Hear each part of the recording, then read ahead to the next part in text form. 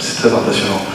En fait, je n'ai pas eu question, mais j'étais très touché, notamment par cette idée de la performance par rapport aux enfants, de vouloir quelque part créer des normes et les amener sur un chemin pour en faire des gens brillants, pertinents, et d'oublier au passage l'amour. Et je voulais juste citer un exemple de quelqu'un que je connais, et qui, je le rencontre à 14 ans, il vient faire de la radio, il est très enfermé sur lui, etc. Je lui dis, bah, écoute, t'es sympa, t'es sérieux, viens faire de la radio, on commence à parler. Et donc il se lance dans ce projet professionnel de faire de la radio. Et il commence à se développer, et tout, etc. Et en même temps, il devient bénévole à la Croix-Rouge. Et ce jeune, en fait, c'est un peu le prototype du jeune, ça va pas être simple. Son père l'a jamais reconnu. Sa mère s'occupe de lui un peu comme elle peut, elle a un petit boulot, c'est pas facile, mais elle lui donne de l'amour et de la sécurité. Et elle ne lui demande pas de faire quelque chose, d'avoir des bons résultats, elle le soutient au quotidien. Et donc il continue à faire de la radio, je l'engage après dans une autre où je travaillais, etc., mais ça colle pas. Et parallèlement à ça, il fait toujours son engagement bénévole à la Croix-Rouge, sans penser à une carrière, sans penser à tiens, je vais devenir ci ou ça, juste j'aime faire ça. Et il y a cette mère derrière qui vient me voir des fois qui dit oh, quand même, qu'est-ce qu'il va faire, Cédric, tout, oh là là, tout. Mais elle le soutient. Et dans cet engagement bénévole, il commence à se révéler à lui-même, en fait, toujours sans enjeu. Il commence à monter, et il se retrouve à 20 ans à gérer la sécurité des fêtes de Dax et de Mont-Marsan. Et puis à un moment, on lui propose une formation, il dit bah ouais, c'est cool, formateur, chouette. Puis après, formateur de formateur. Et petit à petit, il avance, et aujourd'hui, à 28 ans, il n'a qu'un BEP, il n'a pas de diplôme à part un BEP, c'est pas grand chose apparemment d'après les normes, et il se retrouve à 28 ans à Paris, dans les 300 plus gros salaires de la Croix-Rouge, à faire un métier qu'il adore. Et il n'a aucun profil pour ça. Il se retrouve au milieu de gens qui ont fait des grandes écoles, qui ont fait des grandes études, mais lui, il a juste une chose, effectivement, je trouve assez essentielle. Il a eu une maman qui lui a donné de l'amour et de la sécurité. Et voilà, c'était juste...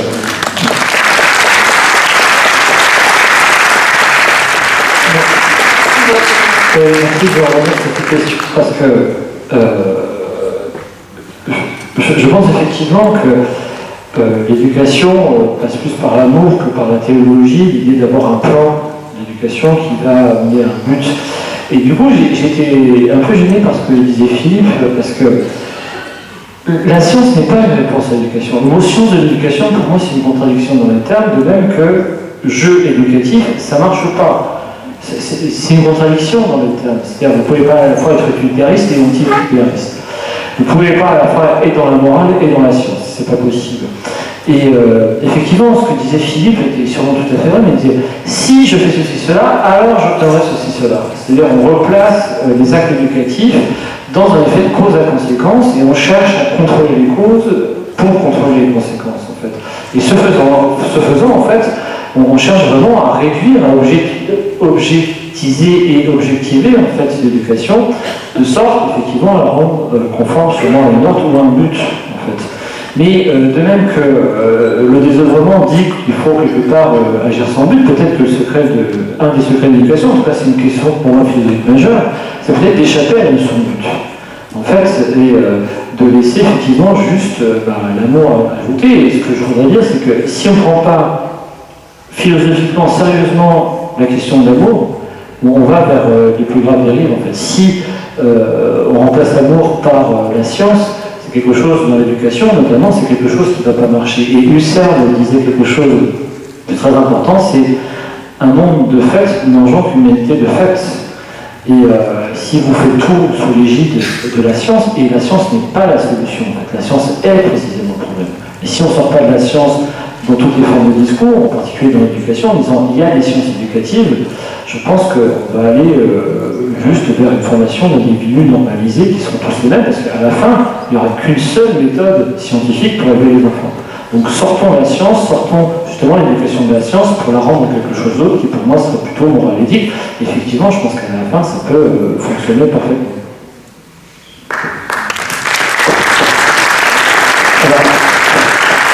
Je ne pense pas avoir passé ce message.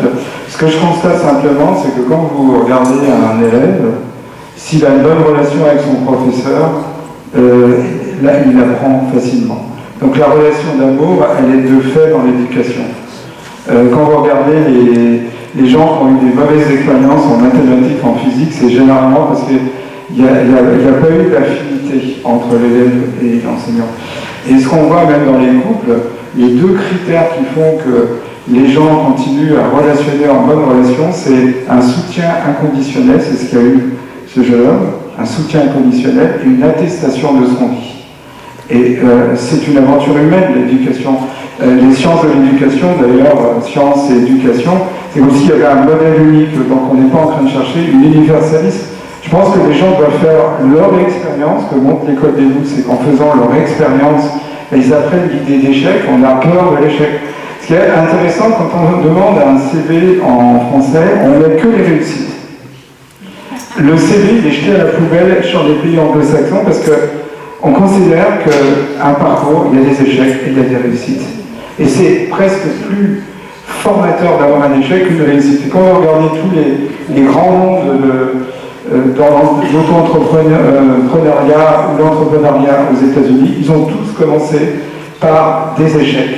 Et ensuite, ils ont progressé. Donc, voilà, en tous les cas, de faire le bilan, on voit bien que la façon dont on a considéré la pédagogie en tant que science, ça ne marche pas. Et d'ailleurs, il y a une discipline qui s'appelle la gestion mentale.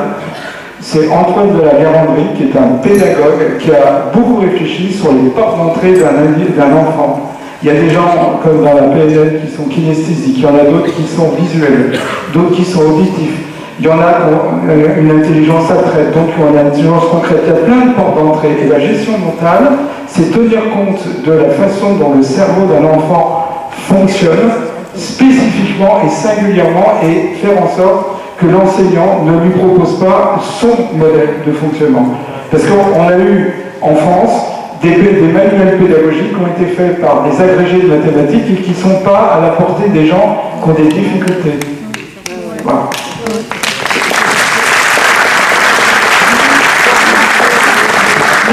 Merci Vincent. J'aimerais qu'on s'intéresse à ces enfants qui ont un handicap, à ces gens qui vivent une vie de handicap, de taré, de débile, de fou, de paumé. Avec cette idée que peut-être l'idéal même performatif d'une vie est un non-sens.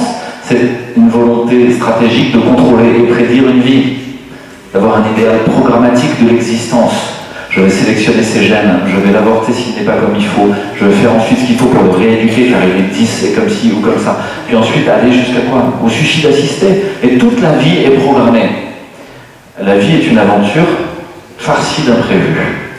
Et j'ai rencontré des enfants trisomiques vivant des vies parfaitement désirables, extrêmement belles, et donnant des leçons de vie à tous les gens, à moi le premier, parce qu'ils étaient dans un idéal non marchand, non compétitif.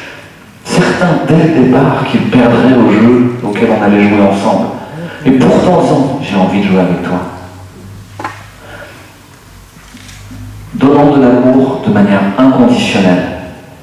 Rencontrant quelqu'un peut-être pour la première fois, mais sur une intuition, en disant bah, toi je t'aime bien.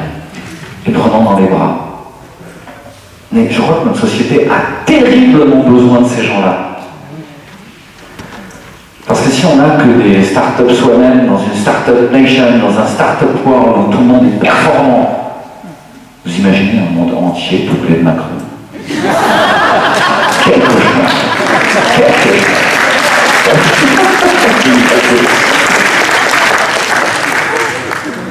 Donc j'aime assez cette idée que, et j'en parle souvent, de renoncer à contrôler et prédire pour ressentir et s'ajuster. Je ne sais pas de quoi sera fait demain. Je ne sais pas ce qu'il faudrait faire pour faire un monde idéal. Ce que je comprends aujourd'hui, c'est que si un enfant est adapté à la société dans laquelle il vit, il est profondément malade mental. Peut-être que faire aujourd'hui des enfants absolument inadaptés au monde qui nous est proposé est salutaire pour eux, car ils seront bien forcés de construire ensemble un monde désirable.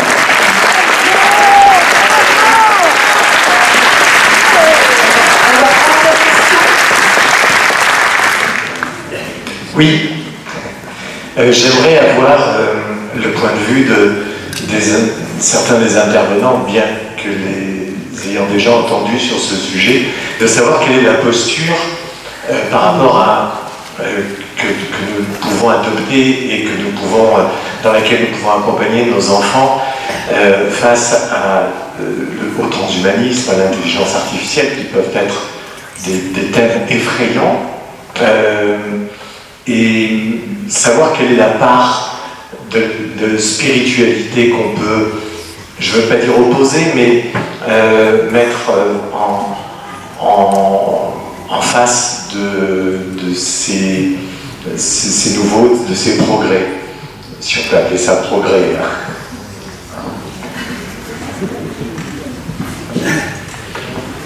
Alors ça, c'est quelque chose que je voulais dire, parce qu'elle me paraît assez importante.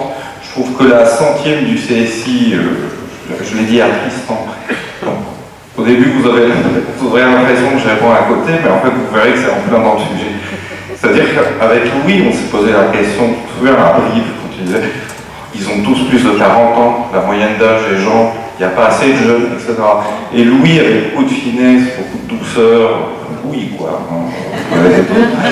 a répondu, oui mais les gosses, les ados, on a 20 ans, 25 ans, on a envie de s'amuser, on a envie d'aller en boîte, on a envie de profiter de la vie. Comment on va leur expliquer l'horreur de ce qui s'est passé? Il faut y aller mollo, le transhumanisme, comment on va... Il faut les ménager, les gosses. Donc c'est normal que ça soit des gens aussi âgés que nous. Moi j'étais tellement horrifié quand, grâce à Louis, grâce à Holden, grâce à tous ceux qui sont ici, je suis venu plus tard qu'eux, ils étaient lucides tout de suite, c'est grâce à eux que je suis ici. Et j'ai compris, à cette 100e du CSI, quelque chose d'extrêmement important que je tenais à le dire, d'arrêter avec le nazisme, d'arrêter avec la Shoah, d'arrêter avec ces comparaisons-là, d'arrêter de rappeler tout ça. Parce que c'est déjà assez dur comme ça. Notre rôle maintenant, c'est petit à petit, ça fait déjà partie d'une histoire qui sera très lointaine pour eux. Notre rôle, c'est petit à petit de leur expliquer ce qui s'est passé ces 3 dernières années et qui a été révélateur, effectivement, de quelque chose équivalent en l'horreur des totalitarismes du XXe siècle, mais on est au XXIe siècle. Alors on ne leur parle plus de ça, on ne fait plus de comparaison, parce que sinon ils ne vont pas comprendre, on se contente de leur expliquer petit à petit, mollo, petite touche par petite touche, l'horreur de ce qui s'est passé. Voilà. Une autre question? C'est pas vraiment une question, en fait, c'est des observations sur plusieurs choses par rapport à, par exemple, à la pédagogie. Est-ce qu'il ne serait pas nécessaire d'avoir d'abord une andragogie, une pédagogie adaptée pour les adultes, afin que l'on puisse déclencher les banquets chez ces enfants, qui puissent survivre à ce monde et à l'effondrement qui devant, enfin l'effondrement cyclique que l'on va subir. Et du coup, sur cette question d'éducation, moi ça me dérange un petit peu l'éducation, ça me fait penser à l'éducation canine, mais plutôt donner des clés, instruire nos enfants sur la complexité de ce monde et sur le champ des possibles qu'il pourra avoir peut-être après, si nous y travaillons tous ensemble, et surtout comment affûter cet esprit critique sans dans le même temps en faire des parias, ils le seront forcément, et même si on se monte en communauté et qu'on fait sécession avec l'État, comment résister aussi à l'État, parce qu'ils vont attaquer des groupes qui vont se mettre en autonomie, ils commencent à parler de brigades anti-ZAD, on va être considérés comme des terroristes, donc l'amour c'est beau, je préfère la compassion pour comprendre l'autre, pour les échanger, mais parler dans cette éducation et surtout dans l'instruction qu'on va donner à nos enfants, en faire aussi des résistances solides par rapport aux challenges qu'il y aura à apporter. Parce que pour revenir au gouvernement, il y a une phrase moi, qui m'a un petit peu choqué, c'est que au gouvernement, on leur donne le pouvoir qu'on veut bien leur donner. Mais en réalité, c'est que c'est la structure actuelle de ce système qui fait tourner le pouvoir entre une minorité et une élite et qui nous prive, nous, en tant que peuple, de pouvoir. On n'a pas abordé la question de la souveraineté, on a nos vies qui sont violées, on a nos vies qui sont de plus en plus on va dire, mis sur la place publique, on n'a plus d'intimité, et dans le même temps, on a les pouvoirs, l'ensemble des pouvoirs qui s'octroient eux-mêmes de plus en plus d'opacité. Donc je pense que la question de la souveraineté, de la résistance et de la violence que l'on va devoir affronter aussi ne devrait pas être oubliée. Pour répondre à ça, parce qu'on est au cœur du sujet sur la question de l'éducation et qui a le pouvoir de l'éducation sur les enfants notamment, et qu'est-ce qu'on peut faire justement pour leur enseigner l'esprit critique. La réponse c'est, aujourd'hui dans l'État-nation, vous ne pouvez pas enseigner l'esprit critique, puisque l'État-nation a été conçu pour que les enfants soient obéissants. Et je reviens donc à cette phrase de Danton le 12 décembre 1793 de la Convention qui dit « Les enfants appartiennent à la République avant d'appartenir à leur père ». Et en réalité, il était question à l'époque, pour le Pelletier, en fait, de pratiquer une parentectomie, c'est-à-dire de séparer les parents des enfants pour que les enfants soient obéissants à la nation. Et la nation, donc, en tant que puissance éducative, ne veut absolument pas sortir qui que ce soit de l'obscurantisme, rendre les gens effectivement libres et éclairés pour qu'ils puissent, par exemple, exercer leur souveraineté, leurs droits, leur liberté, dans des conditions et des morales qui leur appartiennent. Dès le début, en 1882, sur les lois de l'éducation de Jules Ferry, il s'agit de faire des enfants obéissants pour aller faire la guerre de 14. Jules Ferry, il ne veut pas rendre qui que ce soit libre et éclairé, il s'en fout, ça. Il veut des bras pour l'industrie, des bras pour l'agriculture et des soldats pour l'armée. Et quand vous regardez le contenu du programme, chez Jules Ferry, l'instruction a des programmes obligatoires. Vous ne pouvez pas faire autre chose que ce qu'on vous demande d'enseigner. De ce point de vue-là, la famille a juste un mandat de l'éducation. Il est hors de question que vous enseignez ce que vous voulez à vos enfants. C'est trop dangereux. Ça va faire ce qu'on appelle du séparatisme. La loi du 24 août 2021, c'est une loi sur le séparatisme. Et elle disait bien ce qu'elle voulait dire, c'est-à-dire que si effectivement, il y avait des parents qui osaient dire « Bon, la Covid, c'est pas si grave, peut-être qu'on peut prendre de la vitamine D, c'est un booster effectivement de tonique, le vaccin, c'est peut-être pas si sûr, pas si efficace. » On avait demandé aux enseignants de laisser traîner les oreilles et de dénoncer effectivement tous les enfants qui avaient des propos dits complotistes. Et on a bien dit, on a rappelé à ce moment-là, dans les circulaires d'ISCOL, que l'école, c'était là où on apprenait à faire société, république, sous l'égide de la nation, et que tous ceux qui seraient contre, effectivement, ces contenus éducatifs ou instructifs, eh bien, devaient dénoncer comme tel, quitte à ce que on sépare effectivement les parents des enfants dans des cas où on considère, par exemple, que les parents qui reprenaient les enfants pour une instruction en famille, par exemple, eh bien, étaient dangereux. Donc, il n'y a pas de solution. Vous ne pourrez jamais enseigner l'esprit critique aux enfants dans le cadre actuel d'une État-nation qui veut juste les rendre obéissants. Et la figure d'avenir des sociétés occidentales, c'est juste l'esclave. Donc il n'est pas question de faire en sorte qu'ils soient libres, autonomes et critiques. Donc là, effectivement, on est dans une vraie contradiction. Et c'est peut-être là, effectivement, le concept même de l'État-nation avec ce qu'il veut faire de sa population, donc le concept de biopolitique de Michel Foucault, qu'il faut complètement remettre en cause. Et ça, effectivement, ça va aller vers l'autonomie. Mais l'autonomie, l'État n'en veut pas. C'est pour ça qu'on a fait la loi contre le séparatisme. Et il veut bien dire ce qu'il veut dire. Vous séparez de l'État, eh bien, on va considérer que vous êtes un mouvement sectaire. Donc voilà, donc pour moi, il n'y a pas de solution. C'est un rapport de force, il faut le tenir jusqu'au bout, mais les forces en face sont extrêmement puissantes.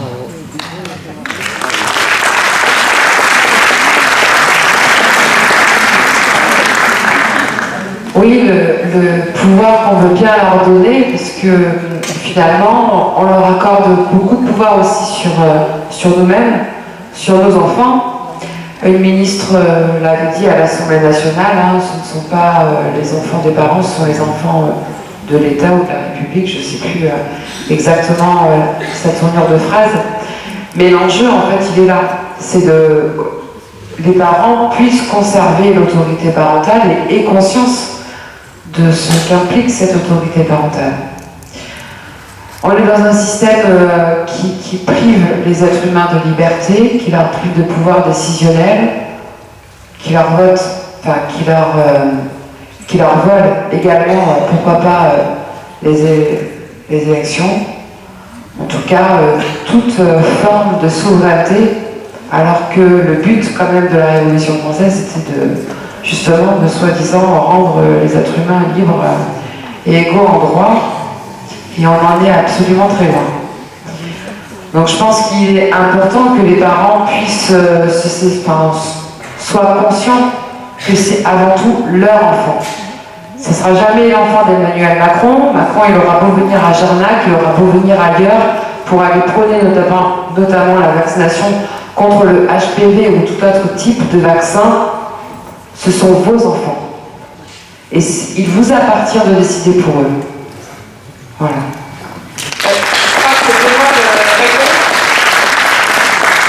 Benoît, je te laisse la parole. Oui, je suis désolé, je ne suis pas à l'aise.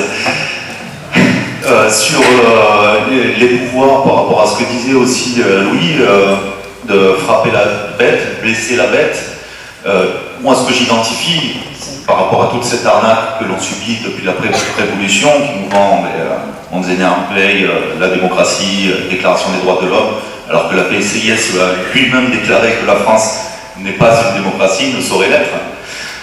C'est identifier cette bête qui est et l'écosystème des pouvoirs. On a parlé du pouvoir numérique, ce pouvoir des GAFA, ce nouveau pouvoir, le pouvoir médiatique, qui est le pouvoir qui est censé éclairer la citoyenneté pour qu'elle puisse décider en pleine conscience. Aujourd'hui, elle conditionne la citoyenneté, elle fait de nous des machines. Le pouvoir éducatif, qui est censé aussi affûter l'esprit critique. Le pouvoir diplomatique par rapport aux relations internationales. Le pouvoir monétaire qui permettrait de gérer notre monnaie. Et tous ces pouvoirs s'additionnent en fait au pouvoir exécutif, législatif et judiciaire qui date de Montesquieu. Donc c'était juste pour les poser sur la table, ces pouvoirs, parce que si un jour il va falloir aller au charbon pour récupérer nos souverainetés, il va falloir passer un cadre citoyen pour l'ensemble de ces pouvoirs et des nouveaux pouvoirs qui vont arriver à avoir une capacité d'adaptation tel un natif dans la jungle. Merci Benoît.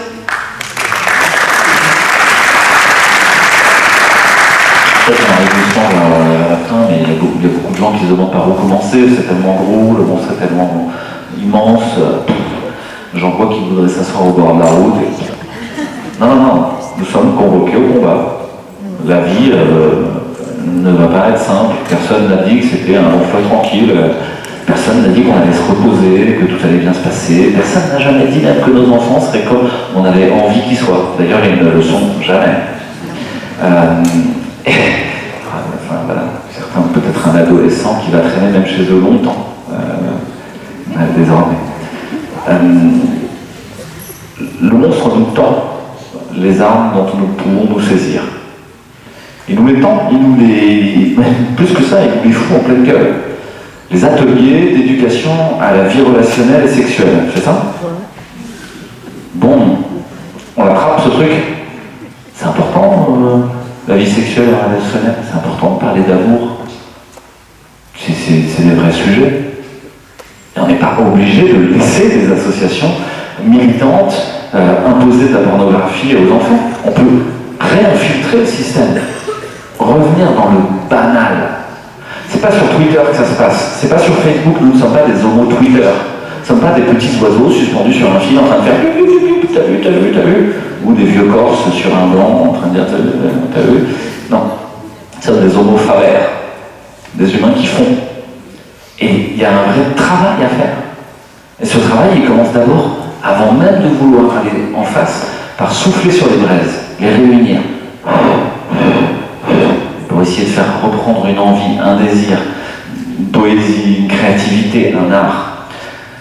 Vous êtes combien dans la salle? Je ne sais pas exactement, mais ok, déjà là, est-ce qu'on peut commencer à faire des ateliers où on réfléchit à qu'est-ce qu'on pourrait proposer alternativement à ces ateliers d'éducation sexuelle? Comment on fait techniquement, pratiquement, quotidiennement pour re-rentrer dans les écoles, pour aller infiltrer ce qu'on fait en France et Sourire, les associations de parents d'élèves, pour petit à petit re-rentrer et reprendre la main sur le commun. Arrêter de le laisser être pris en otage et nous laisser exproprier par des puissances d'argent, des puissances qui ne sont pas nous. Voilà, pour moi, il n'y a pas besoin de voir l'ensemble du monstre, sinon on est perdu et désespéré. Juste on prend le problème et on y va. Et c'est pas un problème avec une solution, ce que disait Vincent, C'est une situation de merde inextricable dans laquelle il va bien falloir survivre.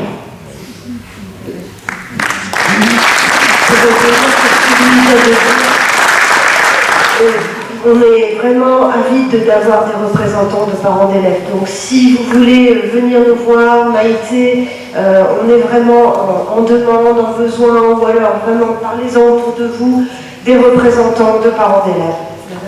Oui, il y a une dernière question. Bonjour tout le monde. C'est pas une question, c'est pour revenir sur le fait que nous avons aussi le pouvoir de nous mettre dans les interstices de l'État et de profiter justement de ce qu'il nous offre, par exemple, au niveau de l'école et l'école de la deuxième chance. Je mets là en avant un tiers-lieu, une association dans laquelle je travaille, et où nous recevons donc des élèves du secondaire et aussi au PAPS, qui là c'est le collège, et nous recevons des enfants qui sont déscolarisés, qui ont baissé les bras, qui ne savent plus où ils habitent et qui sont des enfants souvent très marqués par la vie, et nous leur redonnons l'envie de retourner apprendre. Alors apprendre, pas forcément faire de hautes études, c'est pas ça qui les intéresse, mais quand ils arrivent chez nous, ils sont cassés et on les laisse déjà souvent une journée, 2 journées, 3 journées s'installer, comme vous disiez tout à l'heure, à Pachy avec leur téléphone, et petit à petit ils viennent vers nous, on ne pose pas de questions, on ne juge pas, et petit à petit on leur propose des activités. Alors ce sera maroquinerie, ce sera atelier mécanique, ce sera voilà, ce genre de choses.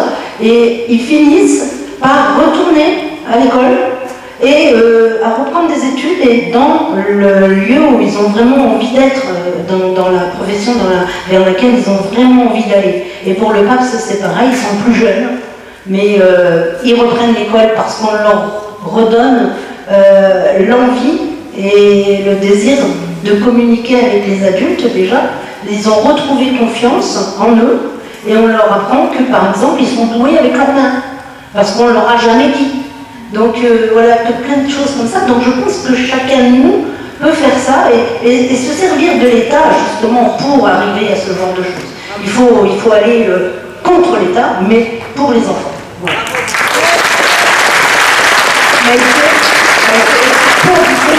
Je demandais de donner le micro à Blaise et Johanna qui sont juste là dans le coin là. Et ce sont mes collègues d'art à Darwin.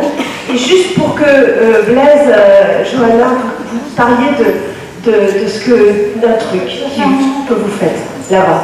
Cet amour justement. Là-bas, il est debout, Blaise.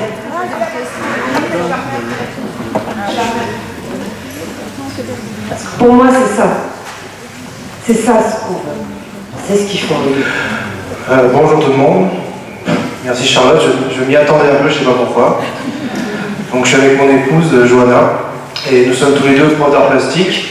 Voilà. Et merci pour cette conférence, c'était vraiment génial.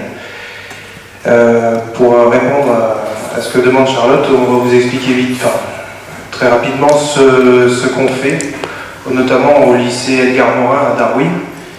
On travaille à 2 dans une classe.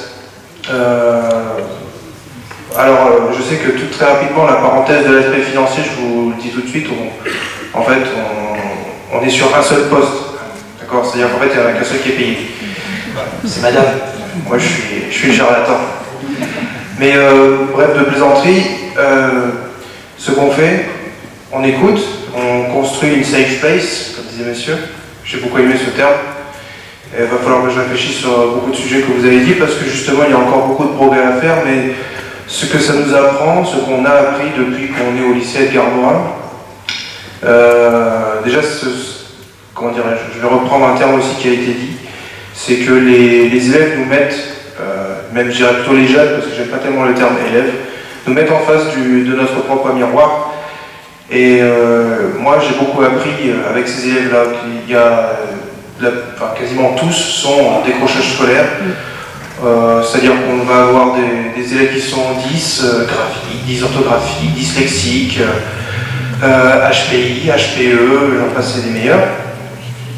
Mais ce qu'on a observé, c'est que l'art se prêtait beaucoup en fait à leur ouvrir en fait une place en tant qu'individu et non pas en tant qu'élève.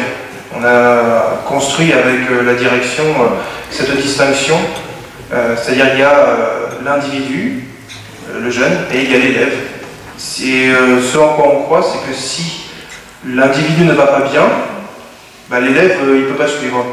Donc ça ne sert à rien de demander, et ça c'est très français, j'ai envie de dire, ça correspond bien à l'éducation française, malheureusement, c'est que en gros on part du principe que chaque individu est donc un élève. Non, ça c'est marcher sur la peau de banane et espérer glisser dans la bonne direction. C'est-à-dire qu'en gros, on serait surpris du nombre d'élèves qui ne peuvent pas l'être parce qu'ils ne sont plus des individus. Et donc avec Madame Laskowski, nous construisons du coup beaucoup de choses en commun via justement l'esthétique, la réflexion philosophique, qui je suis, c'est une grande question. Et du coup on essaie de construire des choses ensemble.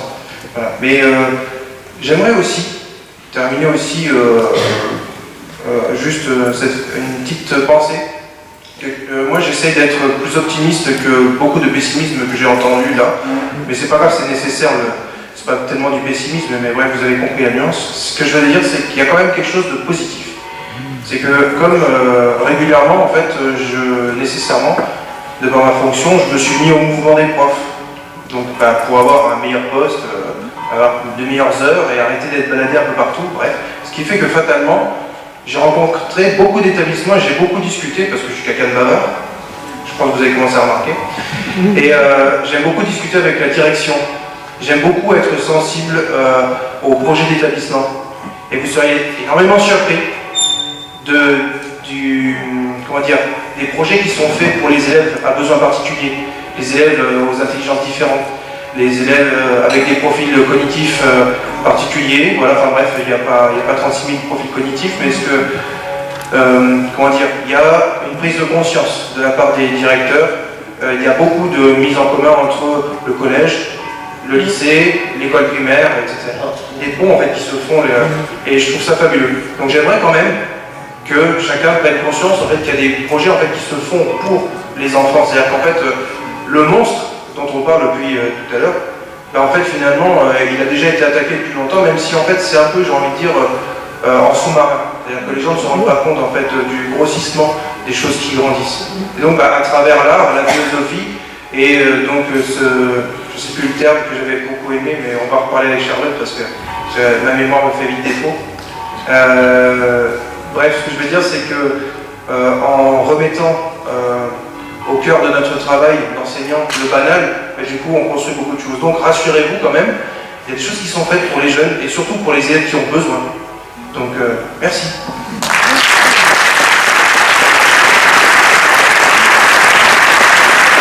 Voilà. Attends, il y a une dernière question ici là, depuis un petit moment à lever la main, donc... Oui, bonjour. Une question peut-être qui sera sans réponse, mais qui me semble importante. Depuis 3 ans, j'entends le mot amour, qui est décliné de manière extraordinaire. Alors donc ça c'est sympa, mais jamais autant les contraires m'ont flirté comme amour et haine, effectivement flirtent de manière très très forte. Vous avez l'air tous d'accord pour parler de l'amour. Mais en fait, j'aimerais bien savoir quelle est votre position par rapport à l'amour. Peut-être que c'est pas le propos maintenant, mais l'amour, c'est quoi pour vous? Moi, j'ai juste dit qu'il fallait réfléchir sérieusement. J'ai pas dit que j'avais la solution.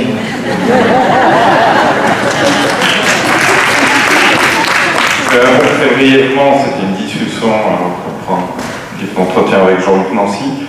Et bien sûr qu'il faut critiquer les totalitarismes, mais c'est vrai que le communisme, c'était bien intentionné, c'était pour faire le bien dans le monde. Comme tu me diras, des fascismes aussi. Mais le défaut, c'est que c'était, et je l'ai dit à un moment, j'ai osé, parce que c'est osé de dire ça aujourd'hui, il faut une politique de l'amour. Le christianisme, si ça a marché, c'est que c'était une politique de l'amour.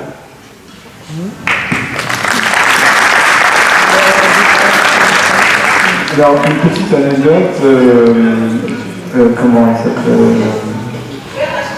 J'étais avec Jean Marie Pelt et il y avait Théodore Monod.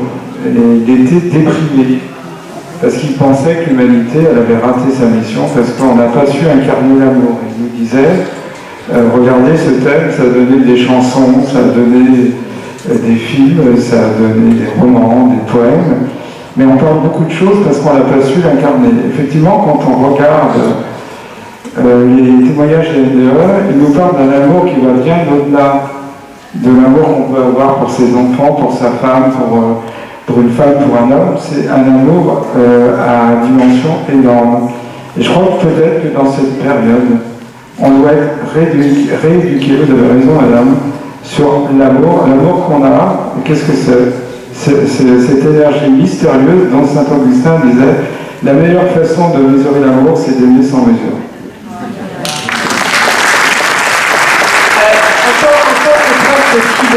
Fido, c'est amour, amitié.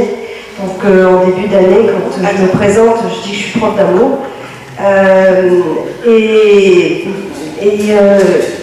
En fait, je dirais 2 mots pour terminer. J'essaye d'être dans l'accueil. J'accueille. Ce que tu as à dire est intéressant, ce que tu écris est intéressant, et on essaye d'en parler ensemble, de développer la pensée. De tirer ce fil d'Ariane. Accueillir, vraiment.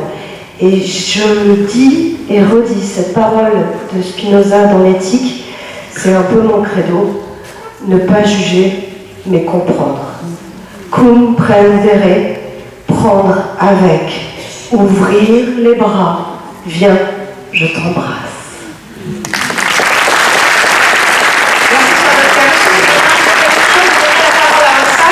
Et après, moi, je vais intervenir, tu ne bougez pas. Je ne peux pas m'empêcher depuis un quart d'heure. Et je pense vraiment, il y a 2000 ans, un grand révolutionnaire qui a dit, il s'appelle Jésus, il disait, si vous ne devenez pas comme des tout petits enfants, vous ne pouvez pas entrer au ciel. Et je trouve ce que nous avons partagé aujourd'hui, ici, maintenant, j'ai juste envie, ce désir de vous partager mon émerveillement. C'est merveilleux de vous voir et je rends grâce, je vous remercie mais devant Dieu de cette beauté, de ce que vous nous faites partager pour tout ce travail et pour émerveillez-nous les uns les autres. Voilà. Je te laisse le micro et après je fais un petit... Alors, je vais juste un petit peu me rapprocher sans monter sur scène maintenant.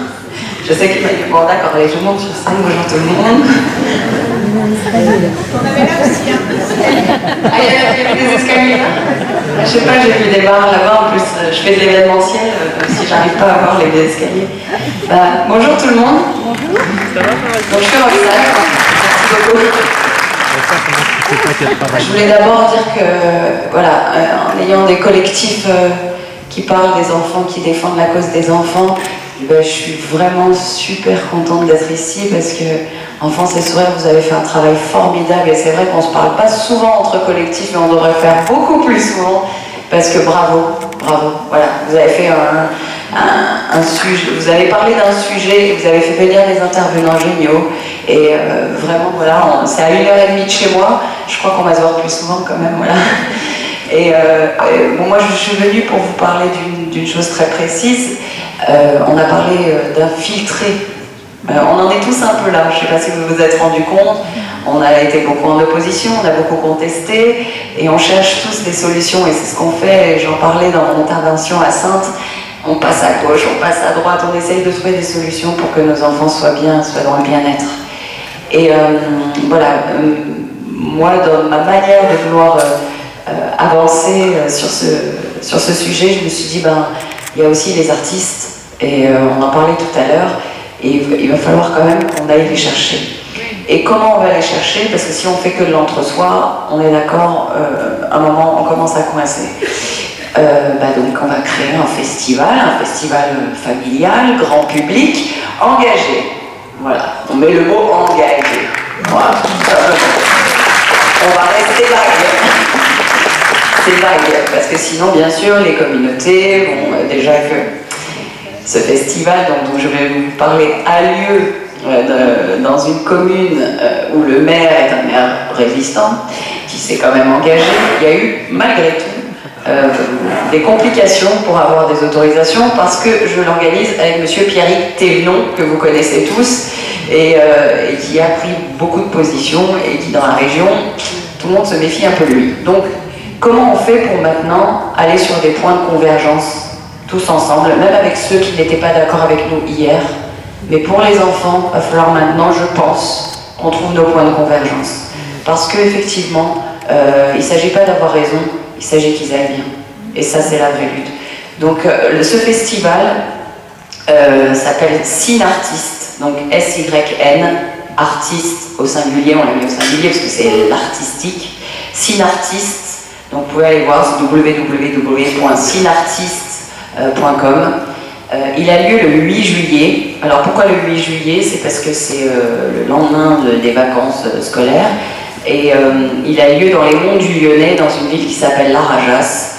Et donc c'est à côté de Lyon. Et donc vous pouvez déjà, si vous voulez, aller prendre vos places. Alors il va y avoir du reggae, du rap, et il va y avoir surtout un village pour enfants avec plein de belles choses. Et en fait, ça fait quelques jours qu'il y a des choses qui me trottent dans la tête. Voilà, ça a été comme ça pour les mamans loups. Je me suis réveillée un matin et j'ai dit tiens, je vais créer les mamans loups, et puis hop, voilà. Et là, je me dis il faut qu'on crée une fondation. Je sais que c'est très ambitieux, mais c'est le pouvoir de l'intention, et à chaque fois que je pose un truc, il se passe un truc, donc on peut essayer. Une fondation citoyenne, je ne sais pas trop comment on va l'appeler, mais pour la santé mentale des enfants. Dans cette fondation, il va falloir qu'il y ait des intervenants de nos rangs et d'autres intervenants. Il va falloir faire converger ces gens-là. Et je suis en train de me dire, et oui, Vincent, je vous l'annonce maintenant, parce qu'on a eu l'idée tout à l'heure avec Emmanuel et Carole, donc on vous le dit en avant-première maintenant. On a eu l'idée là tout de suite, peut-être d'essayer la veille de ce festival, parce qu'on ne va pas pouvoir parler de tout ça le jour où il y a de la fête, vu qu'on a la salle et qu'on a 1800 places, rien, de faire une vraie convention, quelque chose de beau pour parler de la santé mentale des enfants avec dans tout ce... Donc Charlotte a déjà accepté, on a vachement beaucoup avancé, vous n'étiez pas là tout à l'heure à la pause, ça s'est décidé pendant la pause. Donc voilà, vous êtes tous les bienvenus, on en parlera, mais le fond sera là le 7, donc certainement le vendredi 7. Donc on vous met tout sur le site internet, donnez-nous 6 jours pour pouvoir y réfléchir, poser les intervenants, voir s'ils sont dispo, et voilà, vous êtes tous les bienvenus dans les monts du Lyonnais pour le festival Synartiste avec sa convention la veille certainement. Voilà.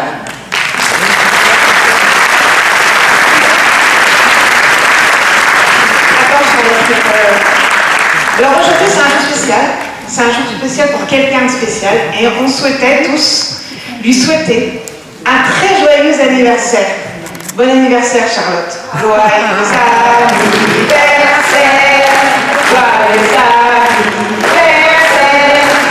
joyeux anniversaire Charlotte, joyeux anniversaire.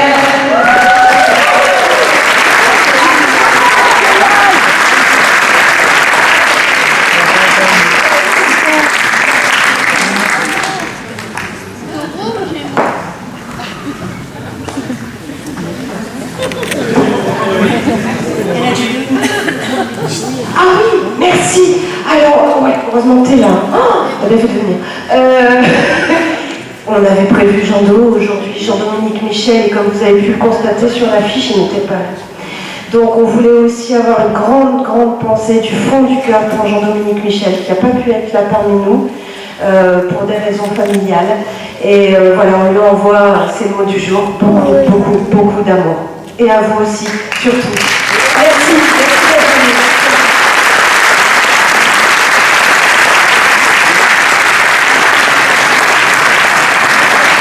Je vais rester encore un petit peu pour ceux qui le peuvent. Merci encore. Merci à l'association Enfants Isolés 33. Et peut-être, si vous voulez discuter avec les uns et les autres, ils ont encore un peu de courage. Voilà. Merci et bon retour à tous. Ça, c'est blanc.